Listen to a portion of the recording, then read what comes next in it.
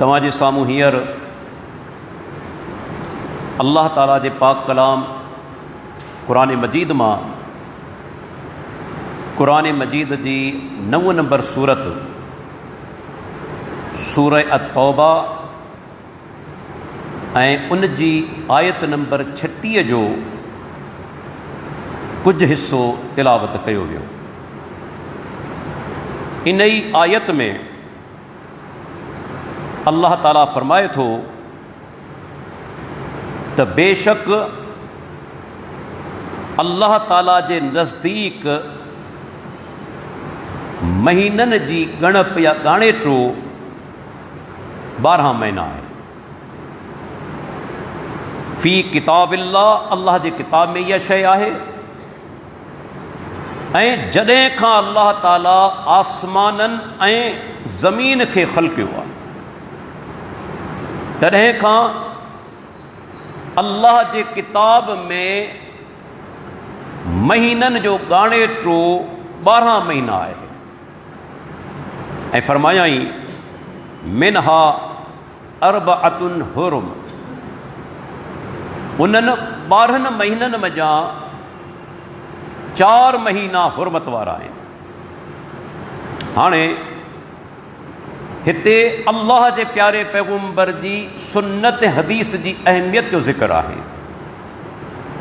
क़ुरान करीम असांखे इहो ॿुधायो 12 महीना, पर क़ुरान में किथे बि उन्हनि 12 महीननि जा नाला कोन आया आहिनि।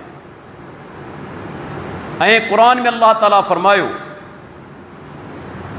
त 4 महीना हुरमत वारा महीना आहिनि।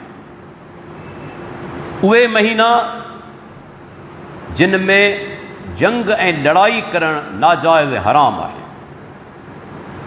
पर पूरे क़ुरान मजीद जे अंदरि उन्हनि 4 महीननि जा नाला बि बयानु कोन थिया आहिनि। इन वजह मालूम थिए थो तो क़ुरान करीम में काफ़ी अहिड़ियूं आयतूं आहिनि जेके तफ़सील तलब आहिनि, जिन जो तफ़सील बयानु करणु ज़रूरी आहे।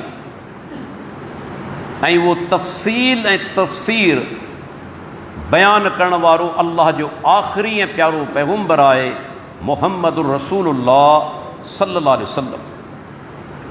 हाणे अल्लाह जे प्यारे पैगम्बर असांखे ॿुधायो त उहे 4 महीना कहिड़ा महीना आहिनि। सही बुखारी जी हदीस नंबर 4406 पाण सुगरा फरमाइनि था इन्हनि 4 महीननि में जा 3 महीना लगातार आहिनि, हिक ॿिए पुठियां आहिनि। ज़ुल्क़अद, ज़ुल्हिज्ज ऐं मुहर्रम, ये 3 महीना लगातार आहिनि। ऐं चौथों महीनो पाण फरमाइनि था त उहो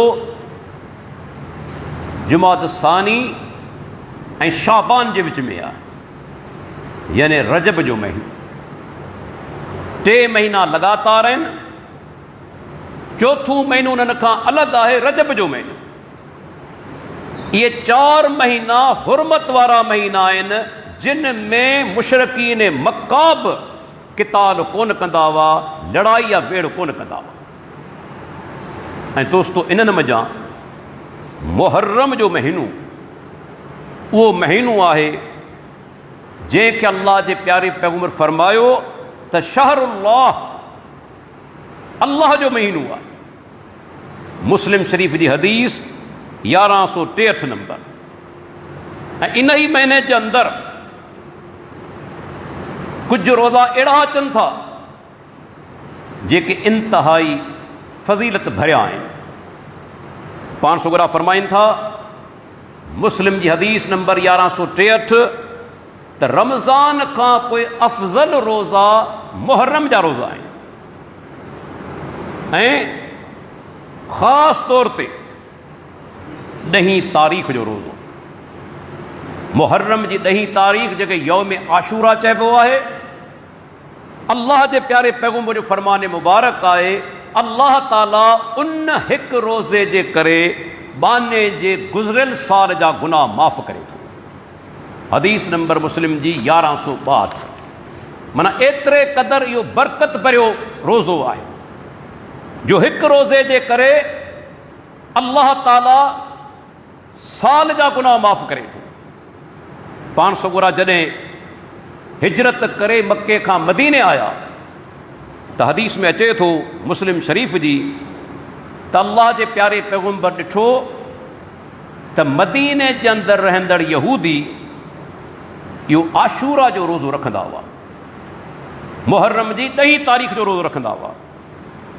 पाण सगुरनि उन्हनि खां सुवाल कयो तव्हीं इन ई ॾींहं ते रोज़ो छो था रखो? यहूदियुनि जवाबु ॾिनो हाज़ा यौमुन अज़ीमुन, चवणु लॻा ही अज़ीम ॾींहुं आहे। अंजल्लाहु फ़ीह मूसा व क़ौमहू, अल्लाह ताला इन ई ॾींहं ते मूसा अलैहिस्सलाम ऐं हिन जी क़ौम खे नजात ॾिनी।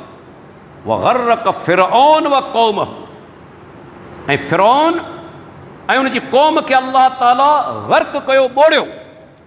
फ़सामहू मूसा शुक्रन, मूसा अलैहिस्सलाम इन ई ॾींहं ते शुक्राने तौरु रोज़ो रखियो। फ़नहनु नसूमहू, असां बि इन जे करे रोज़ो रखूं था जो मूसा अलैहिस्सलाम रोज़ो रखियो। इन ई ॾींहं ते अल्लाह ताला फ़िरऔन उन जी क़ौम खे ग़र्क़ कयो। फ़क़ाल रसूलुल्लाह सल्लल्लाहु अलैहि वसल्लम, जॾहिं अल्लाह जे प्यारे पैगम्बर इहा ॻाल्हि ॿुधी पाण फ़रमाइनि था फ़नहनु हक़्क़ु व औला बि मूसा मिनकुम, असीं तव्हां जे मुक़ाबले में मूसा खे वधीक वेझा बि आहियूं ऐं मूसा अलैहिस्सलाम ते असांजो हक़ बि आहे। फ़सामहू रसूलुल्लाह सल्लल्लाहु अलैहि वसल्लम व अमर बिसियामिही, अल्लाह जे प्यारे पैगम्बर इहो पाण बि रोज़ो रखियो ऐं सहाबा किराम रज़ी अल्लाह अन्हुम खे बि रोज़े रखण जो हुकुम ॾिनऊं। इहो आहे इन ई रोज़े जो पस मंज़र। पर जीअं त यहूदियुनि सां मुशाहबत न थिए, अल्लाह जो प्यारो पैगम्बर हर मामले में चाहींदो हो त मुशरिकीन सां अहले किताब सां किथे मुशाहबत न थी वञे। तंहिंजे करे पाण फ़रमाइनि था हदीस आहे सही मुस्लिम जी 1134 नंबर हदीस त ईंदड़ साल आऊं 9 तारीख़ जो रोज़ो रखंदुसि, यानी 9 मुहर्रम जो रोज़ो रखंदुसि। पर साहबा किराम चवनि था उन खां अॻु में अल्लाह जो प्यारो पैगम्बर वफ़ात करे। हाणे अफ़ज़ल त इहो आहे त को माण्हू 9 तारीख़ ते बि रोज़ो रखे ऐं 10 तारीख़ ते बि रखे, पर जेकॾहिं सिर्फ़ु 10 तारीख़ ते रोज़ो रखे थो तॾहिं बि जाइज़ आहे। छाजे करे हाणे यहूद ऐं नसारा सां मुशाहबत जी इल्लत ख़तम थी चुकी आहे। हाणे यहूदी शमसी निज़ाम जे तहत हलनि था। हाणे हुननि जो तालुक़ चंड वारी तारीख़ सां कोन्हे, उन ज़माने में हो। हाणे उन्हनि जो चंड वारी तारीख़ सां को बि तालुक़ न आहे। तंहिंजे करे उलमा इहा बि फ़तवा ॾिनी आहे त जेकॾहिं को माण्हू अकेलो रोज़ो रखणु चाहे तॾहिं बि जाइज़ आहे, अगरचे 2 रोज़ा रखे त अफ़ज़ल।